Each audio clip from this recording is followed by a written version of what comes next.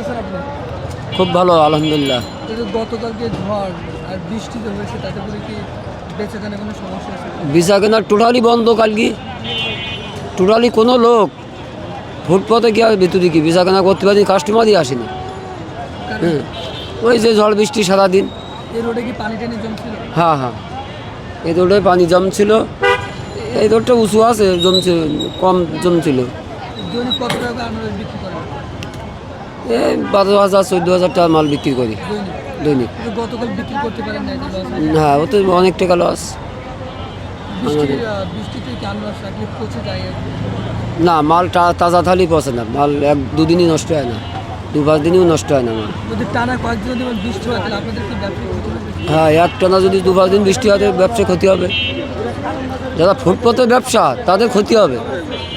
যারা ভিআইপি দোকানে যারা বেচে, বড় বড় দোকান মার্কেটের মধ্যে, ওদের ক্ষতি নেই। তারপরে কাস্টমারও আসে না, আসতে পারে না, এগুলোর জন্য ক্ষতি হয়, বেচাকেনা কম হয়। এই আপনার কোথায় আনারস? এগুলো হচ্ছে রাঙামাটি পাহাড়ি আনারস।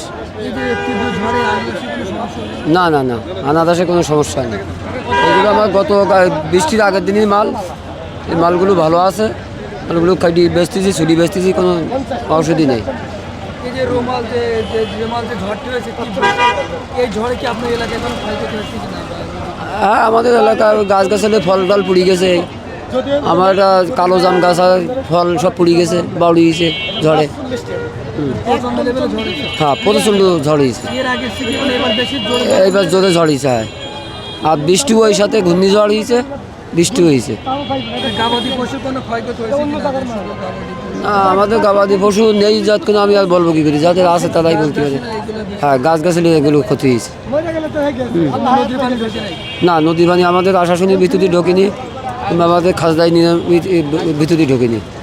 আমাদের খাজদাই নিয়ান আশাশুনির থানা, জেলা সাতক্ষীরা। না।